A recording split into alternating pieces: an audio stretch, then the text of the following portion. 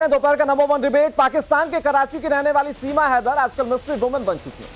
दावा है कि वो ग्रेटर नोएडा के सचिन मीणा से प्रेम करती हैं और इसीलिए 4 बच्चों के साथ सारे नियम कायदे कानून तोड़कर, बंधन तोड़कर वो गैर कानूनी तरीके से भारत आ पहुंचे। उनकी इस प्रेम कहानी को लेकर कुछ लोग हैरान तो हैं, लेकिन कुछ लोग अचंभित भी हैं। अचंभित इस बात को लेकर कि एक महिला आखिर ऐसा कैसे कर सकती है। कुछ नैतिकता की दुहाई दे रहे हैं तो कुछ प्रेम का भी वास्ता दे रहे हैं। लेकिन इन सब के बीच जांच एजेंसीज के माथे पर चिंता की लकीरें खींच रही हैं, क्योंकि सीमा हैदर सचिन के साथ पिछले 24 घंटों से लापता है। सवाल इस बात को लेकर है कि क्या एजेंसीज के रडार से बचने के लिए दोनों गायब हो गए, या फिर इस पूरी प्रेम कहानी के पीछे का सच कुछ और है। क्या ये दो देशों की खुफिया एजेंसीज के बीच चल रही कोई जंग तो नहीं है?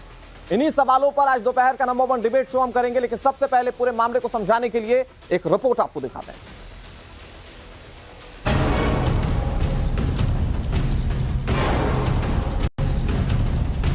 कराची से दिल्ली आई, फिर लापता। 24 घंटे से सीमा गायब, टेंशन में एजेंसियां।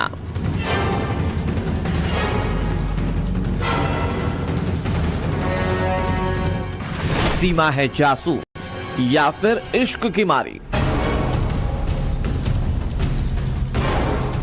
पिछले कई दिनों से देश की मीडिया में सुर्खियां बटोर रही और हेडलाइंस बन चुकी सीमा हैदर अचानक गायब हो गई।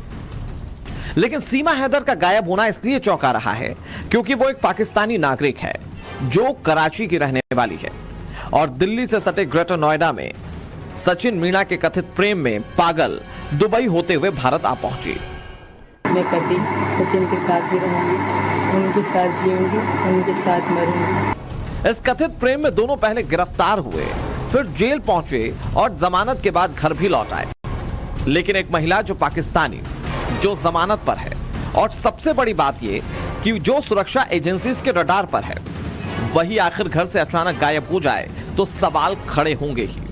आ गई सीमा, किसी को पता ही नहीं है। वो सीमा समझिए जो पाकिस्तान से आई है, जिस देश के नाम से सुरक्षा एजेंसियों के कान खड़े हो जाते हैं, जिस देश के नाम से जो इंटेलिजेंस है वो हमारी तुरंत जो है वो ट्रैक करना शुरू कर देती है, वो सीमा जो बेल पे है, वो सीमा अब गायब हो चुकी है। पिछले 24 घंटे से उसका अता पता ही नहीं है। भारत और पाकिस्तान के बीच की दुश्मनी जग जाहिर है और एक दूसरे के देश में कैसे अपने जासूस प्लांट किए जाते हैं यह भी सबको पता है।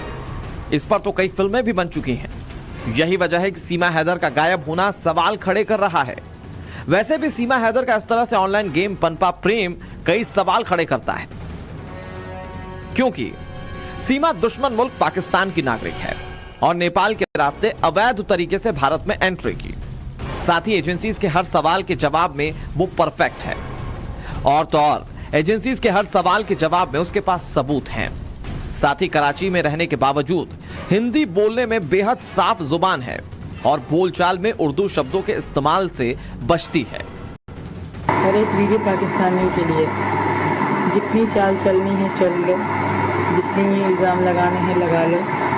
जैसे ही मतलब यहाँ की जस्टिस एजेंसी हर बात को क्लियर कर रही है, जैसे मुझे क्लियर किया जाएगा, मैं अपने पति सचिन के साथ ही रहूँगी, उनके साथ जीऊँगी, उनके साथ मरूंगी।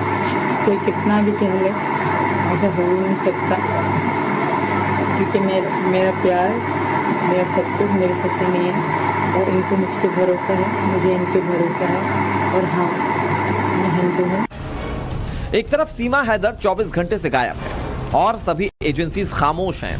कोई आधिकारिक बयान भी सामने नहीं आया कि सीमा की तलाश की जा रही है या फिर नहीं। दूसरी तरफ खुफिया एजेंसीज इस वक्त सीमा हैदर के पाकिस्तान से दुबई, फिर दुबई से नेपाल और नेपाल से भारत की एंट्री के सारे पॉइंट्स पर जांच कर रही है।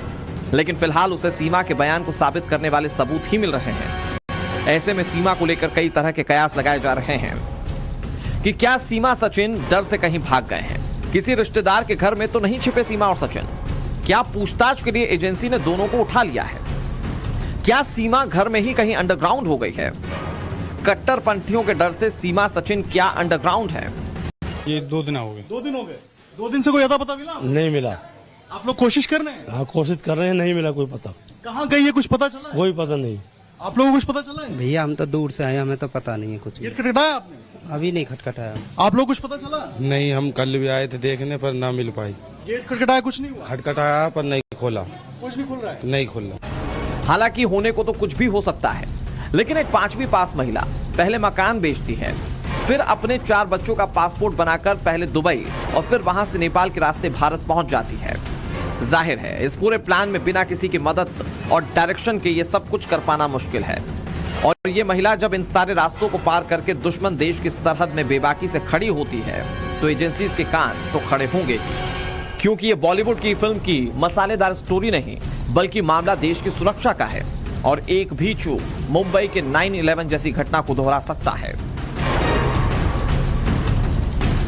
अभिषेक राज के साथ ब्यूरो रिपोर्ट, टाइम्स नाउ, नव भारत। सवाल कई सारे हैं। वैसे तो हिंदी फिल्में आपने इतनी देखी होंगी कि इस पूरी कहानी को आप किसी हिंदी फिल्म की तरह जोड़ सकते हैं और बड़ी फैंसी नजर भी आती है, लेकिन सवाल इस बात को लेकर है कि अगर इसके पीछे कोई थर्ड एंगल भी है तो फिर आखिर उसका पता कैसे लगाया जा सकेगा। हमारे साथ कई सारे मेहमान इस पर बातचीत करने के लिए हमारे साथ वेद भूषण जी हैं जो कि फॉर्मर ACP हैं दिल्ली के, हमारे साथ संजीव देशवाल हैं जो कि प्राइवेट डिटेक्टिव हैं, हमारे साथ बरखत रेहान है जो कि सोशल एक्टिविस्ट हैं, हमारे साथ अंबर जैदी जी हैं स्टूडियो में, सोशल एक्टिविस्ट हैं, और हमारे साथ डॉक्टर इरशाद अहमद जुड़ गए हैं जो कि पॉलिटिकल एनालिस्ट है और पाकिस्तान से हमारे साथ हैं। सभी मेहमानों का स्वागत है। सबसे पहले मैं अभिषेक का रुख कर लेता हूं। अभिषेक, कौतूहल का विषय ये तो कि कहां चली गई सीमा? पिछले 24 घंटे या उससे कुछ ज्यादा का वक्त हो चुका है जब सीमा का कोई अता पता नहीं, और सीमा दरअसल वो शख्स हैं जो इतनी मीडिया फ्रेंडली हो गई थी कि जो भी पहुंचता था आसानी से इंटरव्यू दे देती थी। कहां चली गई? क्या पता चल पा रहा है? क्या परिवार के लोग कुछ बता पा रहे हैं? क्या आसपास के लोग कुछ बता पा रहे हैं? देखिए, 36 घंटे से ज्यादा का वक्त हो चुका है। ये दरवाजा इसी तरीके से बंद है, ना कोई अंदर गया है ना अंदर से बाहर आया है। कौतूहल का विषय है। लोग अब पहुंच रहे हैं, पूछ रहे हैं आखिर गेट बंद क्यों है, कहां गई सीमा हैदर? सीमा हैदर कोई ऐसी शख्सियत नहीं है जिनके ऊपर शक ना किया जाए या कोई आम आदमी है। वो है जो बेल पे बाहर है और पाकिस्तान की कराची से भारत आई हैं। ना ही कोई वैलिड डॉक्यूमेंट है, भाग के आई हैं वो, और सचिन के साथ यहां पे हैं। तो आखिर सीमा कहां है? और यही जानने के लिए देखिए लोग तमाम तरीके से अलग अलग जगहों से यहां पे पहुंचे हुए हैं, दरवाजा खटखटा रहे हैं, बात करने की कोशिश कर रहे हैं, लेकिन कोई जवाब नहीं मिल पा रहा है। अगर सीमा बीमार है तो यह भी क्लैरिफाई कर दिया जाए, अगर सीमा पुलिस के पास है तो वो भी पता चल जाए, लेकिन पुलिस इस पूरे मामले पे चुप्पी साधे हुए है, कोई जवाब नहीं मिल रहा है। अगर सीमा घर के ही अंदर है और बात नहीं करनी चाहती तो वो भी बात निकल के सामने आ जाए, वो आके बता दे, लेकिन कोई भी जवाब नहीं मिल रहा है। दरवाजा ऐसे ही बंद है। आप लोग कुछ पता चला? नहीं सर, हम पिछले 1 घंटे से यहाँ पे खड़े हुए हैं, लेकिन अभी तक कोई भी रेस्पॉन्स नहीं है। आपको कुछ पता चला? नहीं सर। नहीं। अंदर से कुछ जवाब? नहीं जी, नहीं जी, कोई जवाब नहीं, कोई जवाब नहीं। कुछ पता? अंदर ही है, अंदर ही, वो पता नहीं चला? पता नहीं चल रहा है। आप लोगों ने?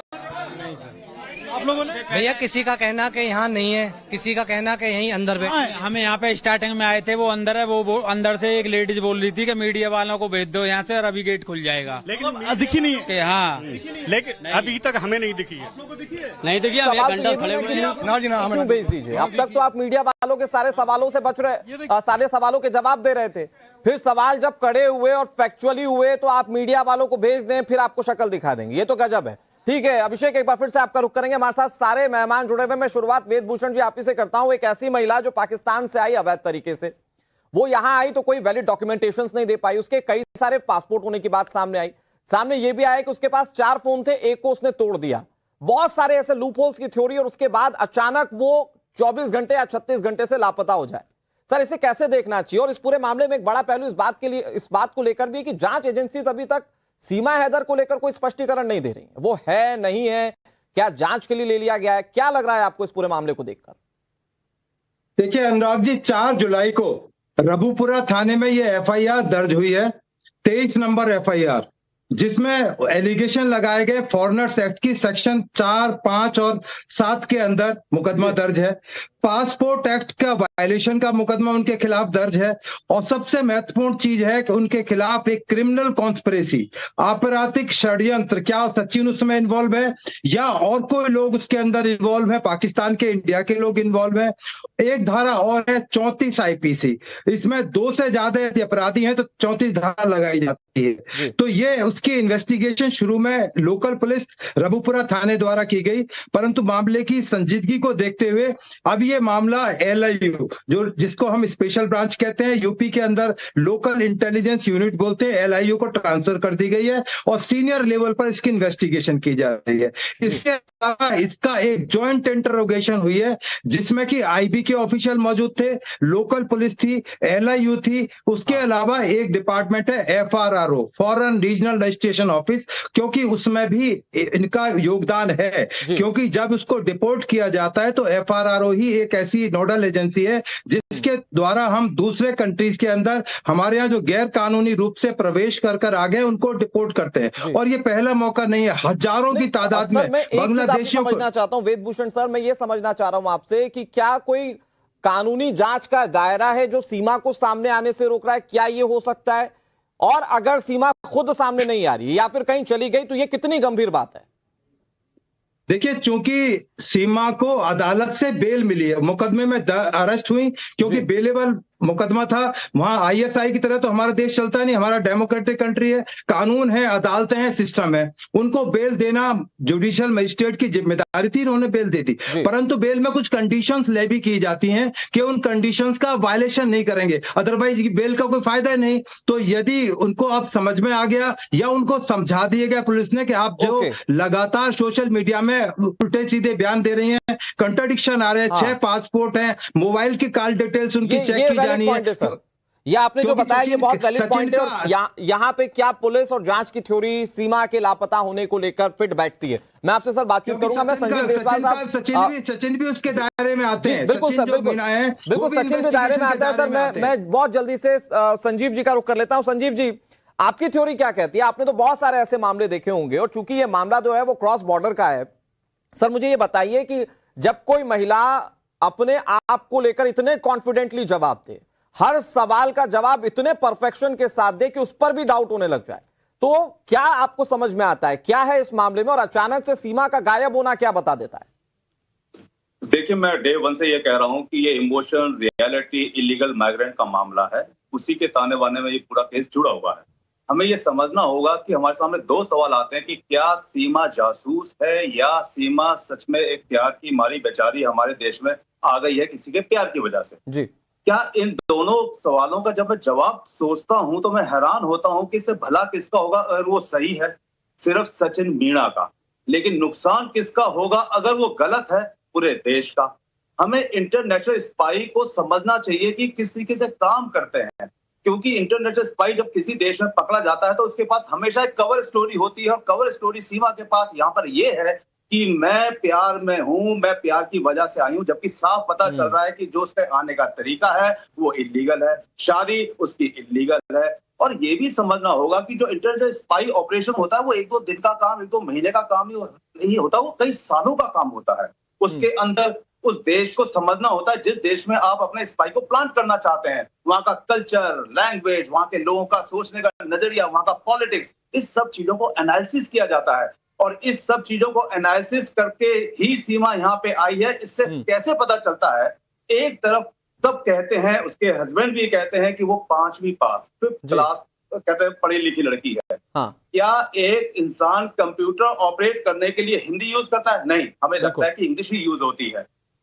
जो लेडी अपने देश में रहते हुए, अपने ऐसे समाज में रहते हुए जिस समाज के अंदर औरतों को बहुत दबा के रखा जाता है, ऐसा समझा जाता है, उस समाज के अंदर रहते हुए वो लेडी अपने पति के द्वारा कमाए हुए पैसे से बनाई हुई प्रॉपर्टी को बड़े आराम से, बिना किसी के पता लगे, अपने हस्बैंड को, अपने किसी भी कहते हैं लॉस को पता लगे बिना, उस प्रॉपर्टी को डिस्पोज करके उस पैसे को लेके 6 लाख रुपए की टिकट लेके, बहुत सारे ऐसे सवाल हैं जो बहुत सारी चीजें मन में पैदा कर देती है, शंकाएं पैदा कर देती है। संजीव जी, एक लास्ट लाइन में अगर मैं आपसे एक जवाब लूं, एक लास्ट लाइन में, कि फिर सीमा अगर प्लान्ड है, अगर दूसरे देश की ओर से जो लगातार कोशिश करता है, उस देश के बारे में हकीकत तो डॉक्टर इरशाद अहमद खुद जानते होंगे, हमारे साथ हैं, मैं उनका रुख भी करूं, एक देश जो इस तरह की चीजें कर सकता है, अगर उसका स्पाई हमारे देश में आया तो पहले अगर वो मीडिया से इतना फ्रेंडली हुआ, उसने खुद बहुत सारी चीजें बता दी और फिर अचानक से वो शट डाउन हो गया, तो ये क्या इंडिकेट करता है, ये थ्योरी क्या बताती है?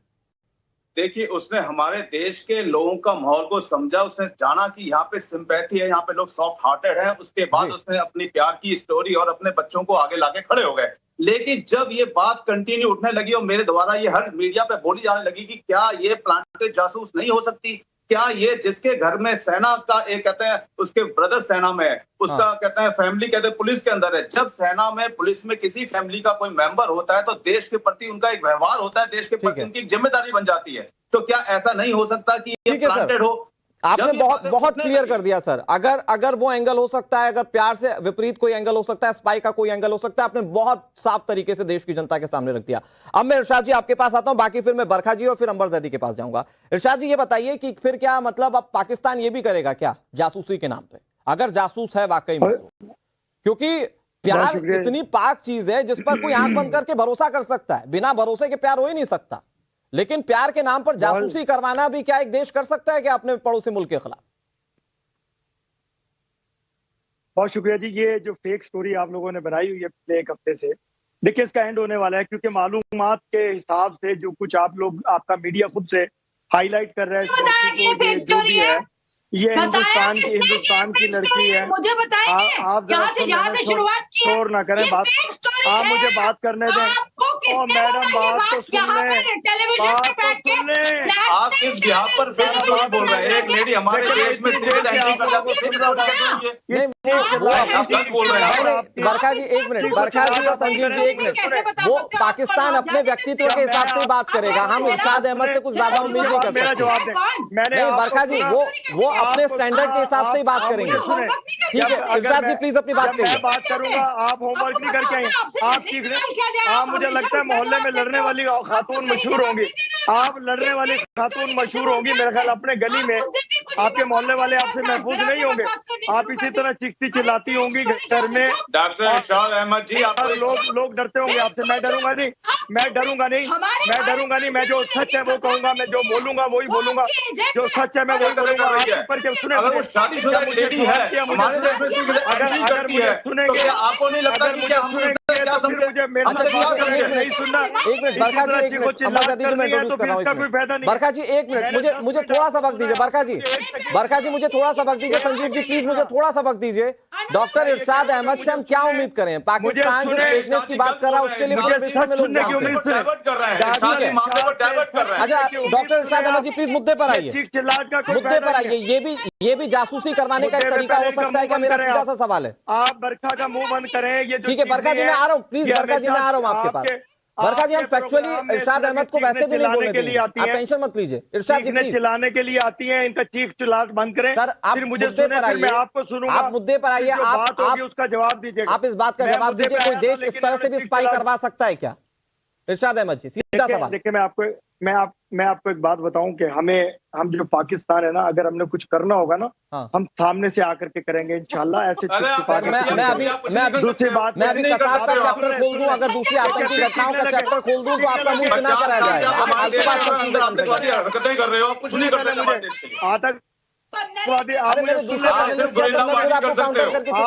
अगर ऐसी बात करेंगे तो मुझे सुने तो मैं आपका जवाब दे रहा हूँ। सर आप सही बात तो कहिए, मैं आपको झूठ बोलने की इजाजत थोड़ी दूंगा आप नेशनल चैनल पर। मैं झूठ नहीं बोलूंगा, मैं सच बोलूंगा। ठीक है इरशाद जी प्लीज बंद करें यार, बंद करें यार। क्या पागल टाइम वेस्ट कर रहे हैं सर इरशाद जी प्लीज। तो टाइम वेस्ट आप लोग कर रहे हैं, मैं कर रहा हूँ। मेरी बात बताइए ना, स्पाई के लिए ये तरीका भी अपना सकता है पाकिस्तान? मैं ये अर्ज कर रहा हूं कि देखिए आप ये जो कुछ स्टोरी चला रहे हैं, अभी इसका एंड इस तरह होना है कि आपने कहना है कि मेरी आईएसआई का शाहीन उठा करके ले गया इस खातून को, क्योंकि पहले ऐसी आपके इंटर हो गई, सरहद से इसी तरह भाग जाएंगे यहाँ से। ये आपने स्टोरी बनानी है, जबकि ये खातून आप ही के मुल्क की है। ये दुबई में डांसर थी, मिर्ची क्लब हिंदुस्तान का वहाँ। नहीं जो हैदर अली है उसको तो आप अपने देश का कहेंगे ना। हैदर अली क्यों कह रहा है फिर? वो अपनी पत्नी क्यों बता रहा है? क्लबों में डांस करते आप बिना कुछ पढ़े लिखे आते हैं सर। ये छोड़ दीजिए। हैदर अली फिर अपनी पत्नी क्यों बता रहा है? भारतीय मूल की है और अपनी पत्नी बताएगा हैदर अली। गजब कर रहे हैं। में बहुत सारे पाकिस्तान, अगर हो सकता है हैदर अली ने दुबई में इसको डांस क्लब में कहीं मिल गई हो और बना लिया हो, अपना कोई कह ये नहीं आपका सकते, दुबई स्टैंडर्ड के बताता है। क्लब्स सर, में आप जा महिलाओं करके के बारे में क्या सोचते हैं? स्टैंडर्ड नहीं बताता। हमारा स्टैंडर्ड देखिए, हमें लग रहा है कि अगर वो स्पाई भी है तो भी हम कितनी इज्जत से बात कर रहे हैं। ये आपका स्टैंडर्ड बताता है। अंबर जैदी जी, तो पुरानी आदत है इन लोगों की। अपने देश के लोगों को ना एक्सेप्ट करने की आदत इनकी कसाब वाले मामले में हम अच्छे तरीके से देख चुके हैं। देखिए अनुराग, जो अभी मैं आ रहा हूँ, उसके बाद बरखा जी आपके पास आऊंगा। इरशाद साहब ने कहा कि पाकिस्तान को अगर कुछ करना है तो वो सामने से करेगा। 1948 में जो पाकिस्तान ने हिमाकत की थी कबालियों के भेस में, कश्मीर में भेजी उन्होंने अपनी आर्मी को, और वही बात एक आर्मी रिटायर्ड आर्मी ऑफिसर ने खुद लिखा कि किस तरह से कबालियों के भेस में पाकिस्तान आर्मी को भेजा गया कश्मीर में घुसपैठ करने के लिए। और आज भी आप कश्मीर में घुसपैठ करते हैं, अलग अलग सीमाओं से घुसपैठ करवाते हैं, और जब बात वहां से नहीं बनती तो आप महिलाओं का इस्तेमाल करते हैं। आपका स्तर ये है कि आप महिलाओं का इस्तेमाल करके मर्दों को इस्तेमाल किया, आर्मी को इस्तेमाल किया, अब महिलाओं पे आप आ गए। उसके बाद आप गधे, कुत्तों, घोड़ों का इस्तेमाल करेंगे। तो आप अगर हिम्मत की बात करते हैं तो हिम्मत की तो बात मत कीजिए। पाकिस्तान में इतनी हिम्मत नहीं है कि सामने से आकर भारत का मुकाबला कर सके। दूसरी बात यह है कि अगर सीमा पे आप बात करना चाहते हैं, हम देखिए सब यहाँ पर बैठे हुए, किसी ने भी सीमा के लिए अब शब्दों का इस्तेमाल नहीं किया। वो भारत की है, पाकिस्तान की, वो स्पाई है, कुछ भी है, एक महिला है, आप सम्मान के साथ बात कीजिए। नहीं, ये पाकिस्तान से क्या उम्मीद करेंगे? अंबर जैदी जी और बरखा जी, मेरे पास मुझे एक छोटे से ब्रेक के लिए रुकना पड़ रहा है। सुर्खियां बटोर रही हैं, लेकिन अचानक से गायब हो जाने के बाद बहुत सारे सवाल है और इन सवालों को लेकर जवाब तलाशने की हम कोशिश कर रहे हैं। मैं बरखा जी आपके पास आऊं, अंबर जैदी जी आप अपनी बात को प्लीज कंक्लूड कीजिए, क्योंकि बहुत सारे सवाल हैं इस थ्योरी में। एक महिला जो 5वीं पास है, वो अपने 4 बच्चों के साथ 2 देश घूमकर भारत में आ जाती है, फिर उसके बाद इतना एक्यूरेट जवाब देती है मानो कुछ सब कुछ प्लान्ड हो। ये क्या लग रहा है देख के? और फिर अचानक गायब होने का ये तरीका क्या दिखता है आपको? देखिए, सबसे पहली बात तो जिस तरह से वो आई, और हम सब ये बात बोल रहे हैं और चर्चा में है कि वो एक कोई 5वीं पास महिला जो कि पाकिस्तान के एक ऐसे इलाके से आती है जहां पर अच्छी जो संभ्रांत परिवार से महिलाएं होती हैं, उनको भी इन सारी चीज़ों पे एक्सेस नहीं होता है, या उनको इतनी लिबर्टी और फ्रीडम नहीं मिलती। वो जिस तरह से अपने पति का घर, जो पति उनको नाखुश रखता था, उनको दुख देता था, उसका घर बार बेचकर बच्चे लेकर दुबई से नेपाल और भारत में आ जाती है, पबजी खेलती हैं। पबजी हम सब जानते हैं एक आसान गेम नहीं होता है, उसको समझने के लिए एक बहुत इंटेलिजेंट ब्रेन चाहिए होता है जिसको खेला जाए, और लोकेशन तो वहां पे ट्रेस भी नहीं होती, उनको कैसे पता कि सचिन कहां से बात कर रहा है, कौन है। खैर, ये सारी चीजें एक आम और कम पढ़ा लिखा इंसान या कम ब्रेन वाला तो आदमी नहीं कर सकता है, जिससे और जिस तरह से वो आते ही भारत की सारी चीजों को समझती हैं, यहाँ की राजनीति को, यहाँ के सेटअप को, सेंटिमेंट को, भाषा को, पूजा करने लगी। एग्जैक्टली, वो आते ही तुलसी माता पे जल चढ़ाती हैं, जल अभिषेक भी करती हैं, सिंदूर, चूड़ी, साड़ी, इस तरह से वो बात करती हैं जहां से ऐसा लगता है कि वो प्रॉपर ट्रेंड आईएसआई एजेंट है। और जहां तक बात उनके गायब होने की लगती है, क्योंकि हमारी जांच एजेंसियां सतर्क हैं और सभी उसको उनके वो रडार पे होंगी, और कहीं ना कहीं उस सबको ध्यान में रखते हुए मुझे लगता है उनको मीडिया की जो अटेंशन है उससे थोड़ा सा अलग किया गया है, क्योंकि ये सुरक्षा के लिए एक बड़ा खतरा हो सकता है। बिल्कुल, सारे पहलू हैं इसमें। लेकिन बरखत बहन जी, अब या तो सीमा हैदर बच रही है, पहले आई तो उन्होंने सब बता दिया अपने तरीके से, और जब कड़े सवाल होने लगे तो फिर अब तो या तो वो बच रही हैं, या फिर अब वो जांच एजेंसी के रडार पर दूसरे तरीके से हैं, या फिर स्पाई वाला एंगल भी हो सकता है कि भैया ठीक है, अब तक जो बताया वो तो ठीक है, लेकिन अब ज्यादा थ्योरी पर भरोसा नहीं किया जाएगा, और इसीलिए छुपना मुनासिब समझ रही हैं। क्या लग रहा है आपको? देखिए, सीमा हैदर जो एकदम से गायब हो गई, उसके पीछे मैं आ रहा हूं संजीव, कारण हो सकते हैं। एक तो, आपको मेरी आवाज आ रही है ना? जी आ रही है। बरखा जी प्लीज अपनी बात कीजिए। जी, देखिए, सीमा हैदर एकदम से जो गायब हुई है, साफ साफ दिख रहा है कि सुरक्षा एजेंसीज का, आप सबसे पहले तो मीडिया का धन्यवाद करूंगी, क्योंकि मीडिया ने इस केस को इतना डिस्कस किया, हर एंगल से डिस्कस किया। मैं ये नहीं कह रही कि सीमा हैदर को सपोर्ट करने वाले नहीं आए, वो लोग भी आए हैं, ऐसे जाहिल लोग भी बैठे हैं जो उनको सपोर्ट कर रहे थे। लेकिन दूसरा ये बहुत बड़ा पहलू था कि मीडिया बार बार इसके ऊपर सवाल उठाती रही, तो सिक्योरिटी जो हमारे देश की सुरक्षा पे एक इतना बड़ा प्रश्न चिन्ह लग रहा था। अब जांच एजेंसी बहुत ज्यादा अच्छे तरीके से इस पूरे विषय की जांच कर रही है, इसलिए उनका गायब होना बहुत ज्यादा सबको समझ आ रहा है कि सुरक्षा की वजह से उनको हटाया गया है। मीडिया बाइट में तो वो कुछ भी बोल रही है, और जिस तरीके से वो अपने आप को प्रेजेंट कर रही है वो आप सबने देखा है। तुलसी और किसने यूसीसी की बातें कर रही है, वो उनको पता है कि यहाँ इलेक्शन होने वाले हैं, तो ऐसी बातें कर रही है जैसे कि बिल्कुल पॉलिटिक्स से बिल्कुल उनको रूबरू है, हर चीज से, यहाँ के सेंटिमेंट से उन्हें पता है, इमोशंस पता है उनको, कैसे भी इमोशनली कनेक्ट करना है। सोशल मीडिया पे वो भाभी बनी हुई है सबकी, तो वो सोशल मीडिया की सुर्खियां बटोर सकती हैं, लेकिन जो लोग तर्क रखते हैं जैसे और लोग भी तर्क रखते हैं वैसे मैं भी तर्क रखती हूँ कि सबसे बड़ा सवाल ये है कि वो किसी के प्यार में कोई भी आज की लड़की इतनी अंधी नहीं हो सकती। सवाल ही नहीं उठता, प्यार वाला तो कुछ है ही नहीं, ये तो सवाल ही नहीं उठता कि 4 बच्चों को इलीगल तरीके से खुद को यहाँ लेके आ जाए। नहीं, और हैदर तो बताते हैं कि उनके साथ भी लव मैरिज हुई थी और उससे पहले भी एक शख्स का जिक्र है जिसके साथ पहले अफेयर था। इससे क्यों प्यार है, इस भाभी से क्यों प्यार है? बड़ा सवाल ये। नरेंद्र मोदी की जान को खतरा हो सकता है, हमारे प्रधानमंत्री की जान को भी खतरा हो सकता है। ये हो सकता है इसलिए भी प्लान करी गई हो। एनआरसी लाया जा रहा था, लेकिन मैं वेद जी के पास जाऊं बहुत जल्दी से। अंबर जैदी जी कुछ कहना चाह रही हैं जी। बरखा जी ने कहा, एक तो इसमें उनके गायब होने के पीछे एक मकसद ये हो सकता है क्योंकि अब वो उन्होंने यूट्यूब चैनल बना दिया, लोगों से वो ये अनुरोध कर रहे हैं कि आप सब सपोर्ट कीजिए, हमें डोनेशन दीजिए और हमारे खर्चे पानी का इंतजाम कीजिए। एक तो ये कि मीडिया से एक जनरल सा पॉइंट है, लेकिन जहां तक आप मोदी जी की सिक्योरिटी की बात करें तो उसके अलावा एक बड़ी चाल किसी और की तरफ से भी हो सकती है कि देश में, क्योंकि आगामी चुनाव है और किसी ऐसे नेता को टारगेट किया जाए ताकि जो मौजूदा सरकार है उसको नीचा दिखाकर 2024 को लेकर एक बड़ी साजिश हो सकती है, तो किसी को हटाया जाए और बाद में बीजेपी क्योंकि सरकार में उसको नीचे दिखाने की एक साजिश हो सकती है। तो ये अदर वे अराउंड भी हो सकता है। किसी की भी सुरक्षा की बात है और हमारे देश में कोई भी नेता हो उनकी सुरक्षा और देश की पूरी सुरक्षा सर्वोपरि है, तो किसी भी सीमा को हम हल्के में नहीं ले सकते क्योंकि वो महिला है। ठीक है संजीव जी, जो हमारे देश की सुरक्षा उसको कॉम्प्रोमाइज नहीं किया जा सकता। ठीक है, हो सकता है वो एंटी इंडिया फोर्सेस के साथ मिलकर बिल्कुल बरखा जी ये एंगल हो सकता है। मैं कार्रवाई को लेकर बात करूंगा। संजीव जी कुछ कहना चाह रहे हैं, संजीव जी प्लीज।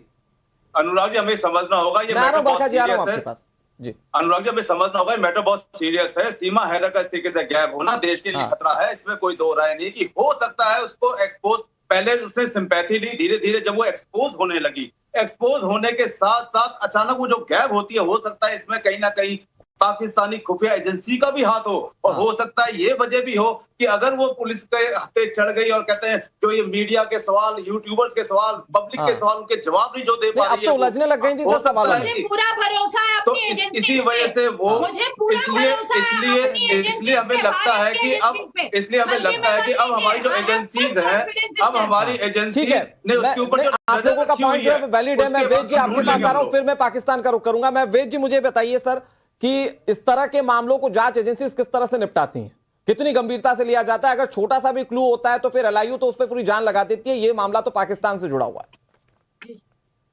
देखिए हमारे जो काउंसुलेट है, हाई कमीशन है पाकिस्तान में है, वो भी तमाम तरह की जानकारियां सीमा हैदर के बारे में इकट्ठा कर रहे हैं।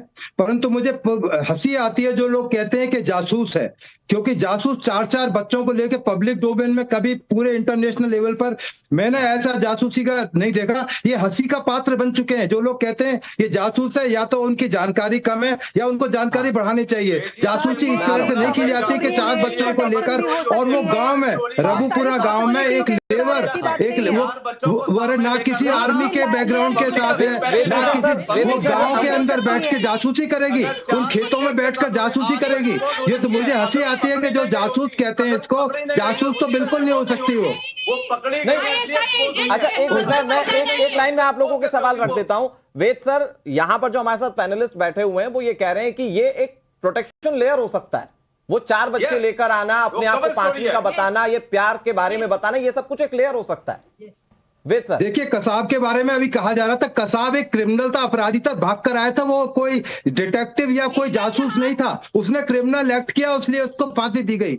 तो ये बहुत जल्दबाजी होगी, हंसी मजाक के लिए, टाइम पास करने के लिए तो एक अच्छा सब्जेक्ट हो सकता है जासूसी, और बहुत तगड़ी जासूस थी इंडिया। अरे रघुपुरा गांव के अंदर जाकर एक अनपढ़ आदमी के साथ लेबर संदिग्ध अवस्था में घुसता है, क्या और हम सब जानते हैं सर, आप बहुत एक्सपीरियंस और इन मामलों को हमसे बेहतर समझते हैं।